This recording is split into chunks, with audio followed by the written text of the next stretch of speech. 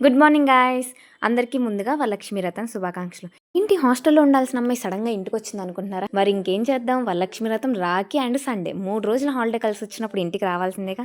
Night almost నేను వచ్చేసరికి 11:30, 12 అయింది. ఇంకా మార్నింగ్ త్వరగా లేచేసి స్నానం చేసేసాము. ఈ లోపే మా ఇంటి ముందుకైతే గోమాత వచ్చింది. అచ్చం లక్ష్మీదేవి వచ్చినట్టు వచ్చింది. కూడా వరలక్ష్మి రోజు ఇంటి ముందుకు గోమాత వస్తే పక్కాగా మనం పసుపు కుంకుమ అనేది రాయాలి. ఎప్పుడొచ్చినా రాస్తాము.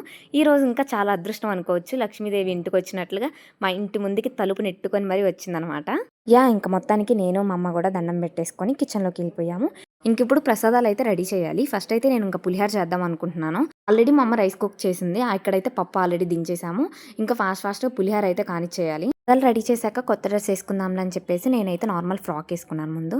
ఇంకో పక్క పులిహారకు కావాల్సిన తాలింపు అంతా అయితే ఫినిష్ చేస్తూ ఉండగా ఇంకా పప్పు కూడా అయిపోయింది కదా. సో ఇంకా అది వెనిపేసి ఒక గిన్నెలో అయితే పెట్టేసుకుంటున్నాను. ఏదైతే చేయాలనుకున్నాము ప్రసాదాలు అన్నీ అయిపోయినాయి. ఇంకా లాస్ట్గా ఒక ప్రసాదం చేయాలంది. అందుకే ఇంకా నేను మా అమ్మ ఇద్దరం కలిసి అయితే బండ క్లీన్ చేస్తున్నాము. ఇంతకు అదేంటిది అనుకుంటున్నారా? మనందరికీ ఇష్టమైన భక్ష్యాలు, అదే బొబ్బట్లు. పిండి మా అమ్మ నైటే రెడీ చేసుకుంది. అండ్ ఇది వచ్చేసి ఈ 1 అవర్ ముందు అయితే కలిపి పెట్టింది మంచిగా నానిద్దని చెప్పేసి. పూజకి టైం అవుతుందని చెప్పేసి నేను చేస్తూ ఉంటే మా అమ్మ వచ్చి నేను చేస్తాను, పెనం మీద కాల్చు అని చెప్పేసి నన్నైతే అటు పంపించేసింది. ఇంకా నేనైతే మంచిగా నెయ్యి వేసి అలా బొబ్బట్లు కాలుస్తూ ఉంటే ఎంత బాగుందో. ఆ స్మెల్ కూడా నాకు ఇప్పుడిప్పుడు తినాలా ఉంది. బట్ పూజ అవ్వకుండా తినకూడదు కదా. ఇంకా మొత్తానికైతే మన ప్రసాదాలు అయిపోయాయి. ఇంకేముంది, లాస్ట్ పార్ట్ నేను రెడీ అయిపోయి ఇంకా పూజ చేయడమే. లాస్ట్ టైం వరలక్ష్మి వ్రతానికి నేను ఇంట్లో లేను. అందుకే ఈసారి వరలక్ష్మి వ్రతం మంచిగా చేసుకుందామని చెప్పేసి నేనైతే ఇది మా అమ్మ పట్టు చీర కట్టుకుంటున్నాను. యాక్చువల్గా నేను హాఫ్ శారీ వేసుకుందాం అనుకున్నాను. లిటరల్లీ అసలు అనుకోలేదు కూడా ఇలా శారీ కట్టుకుంటానని చెప్పేసి. సడన్గా బీరువా ఓపెన్ చేసి చూడగానే నాకు ఈ శారీ కనపడింది. నాకు ఎందుకో తెలియదు కట్టాలి అనిపించింది. కలర్ చూడగానే నాకు ఈ కలర్ కాంబినేషన్ అయితే చాలా నచ్చింది. ఇంకా ఫాస్ట్గా రెడీ అవుదామని చెప్పేసి నేను రొటీన్గా యూస్ చేసే ఫేస్ క్రీమ్స్ అయితే యూస్ చేశాను. అండ్ ఫైనల్గా మనందరికి ఇష్టమైన బొట్టు కూడా పెట్టేసుకున్నాను. ఇంగిప్పుడు నేను జడ వేసుకోవాలి. మీ అందరికీ తెలిసిందే నా సిగ్నేచర్ హెయిర్ స్టైల్, అదైతే వేసేసుకున్నాను. బట్ పూజ చేసేటప్పుడు హెయిర్ అయితే లీవ్ చేసుకోవద్దు అంటారు కదా. అందుకే ఈసారి కూడా మనకి ఇష్టమైన పొడుగు జడ అయితే వేసుకున్నాను. నాకు ఎంత బాగా నచ్చిందో ఇలా పట్టు సారీ మీద ఇలా పొడుగు జడ వేసుకోవటం. అండ్ జడ వేసుకున్న తర్వాత కొంచెం పౌడర్ టచ్ ఇవ్వాలి కాబట్టి ఇంకా అలా పౌడర్ పూసేసుకున్నాను ఫేస్. పట్టు చీర మీదకి మంచి లుక్ ఇచ్చే జుమ్కాలు ఏంటి అంటే అది కన్ఫామ్గా బుట్టకమ్మలు, అవునా కాదా? నాకైతే బుట్టకమ్మలు పెట్టగానే చాలా మంచి లుక్ అయితే వచ్చేసింది. నెక్ పీస్ కూడా నేనైతే చాలా సింపుల్గా చూస్ చేసుకున్నాను. ఇంకేం మిస్ అయింది, గాజులు వేసుకుంటేనే కదా తెలుగు అమ్మాయి అన్న నిండు లుక్ వచ్చేసేది. ఇంకా నేను దీని మీదకైతే రెడ్ బ్యాంగిల్స్ వేసాను. ఎందుకంటే వరలక్ష్మి వ్రతం అంటే రెడ్ అండ్ గ్రీన్ బ్యాంగిల్స్ ఎక్కువ వేస్తారు కాబట్టి నేను రెడ్ వేసుకున్నాను. నాకు ఎప్పటి నిండో చాలా కోరుకుంది నాకు పెద్ద జడ ఉండి మంచిగా నిండుగా పూలు పెట్టుకోవాలని చెప్పేసి. బట్ నో ప్రాబ్లం, సవరం పెట్టుకున్నా ఓకే. నేనైతే నిండుగా పూలు పెట్టుకున్నాను. ఆ ఒక్క అమ్మాయికైనా అందరు అమ్మాయిలకి ఇలానే కోరుకుంటుందా పెద్ద జడ వేసుకొని నిండుగా పూలు పెట్టుకోవాలని? నాకైతే ఎప్పుడు పొడుగు జడ లేదు కాబట్టి నాకైతే చాలా కోరుకుంది. ఈ రోజు అయితే నెరవేరింది అనమాట. ఇక్కడ మీకు ఫుల్ శారీ చూద్దాం అనుకున్నాను బట్ కుదరలేదు. బ్లౌజ్ అయితే కొంచెం లూజ్గా ఉంది. బట్ నో ప్రాబ్లం, నేనైతే మేనేజ్ చేసేసాను.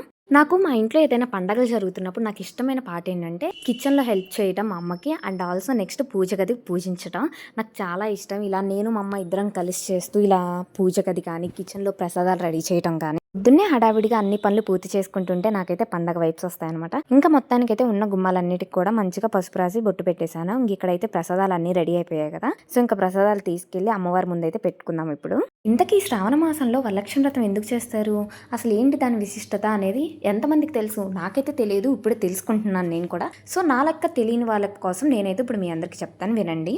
శ్రావణ మాసం అంటే భక్తి పవిత్రతో నిండి ఉంటుంది. ఈ మాసంలో దేవతల కృప అందరికీ విరివిరిగా లభిస్తుందని మన పురాణాలు చెప్తున్నాయంట. సో ముఖ్యంగా శుక్రవారం రోజున వ్రతాలు చేయటం వల్ల లక్ష్మీదేవి అనుగ్రహం ఎప్పటికీ ఉండేలా ఉంటుంది అని అందరూ నమ్ముతారు. శుక్రవారం రోజున, అది కూడా వరలక్ష్మి వ్రతం అంటే వరాలను ప్రసాదించే లక్ష్మీదేవిని ఆరాధించటం అని అర్థం. ఈ వ్రతాన్ని శ్రావణ మాసంలో వచ్చే తొలి శుక్రవారం లేదా శుక్లపక్షంలో వచ్చే శుక్రవారం చేస్తారు.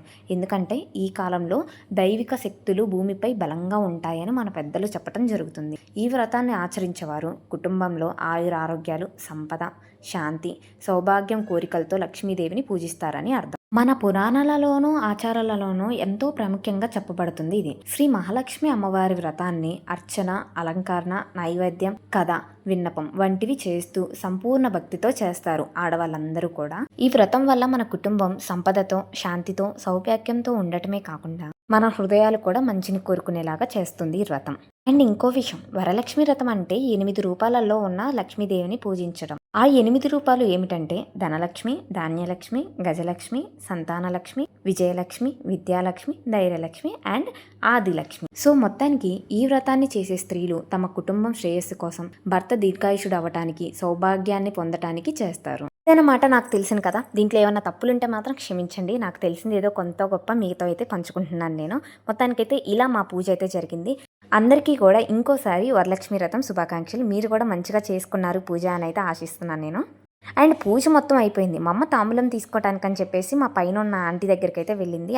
ఆ ఆంటీ వాళ్ళ మనవరాలనైతే తీసుకొచ్చింది. ఎంత ముద్దుగా ఉంటదంటే నేను ఫేస్ అయితే చూయించట్లేదు.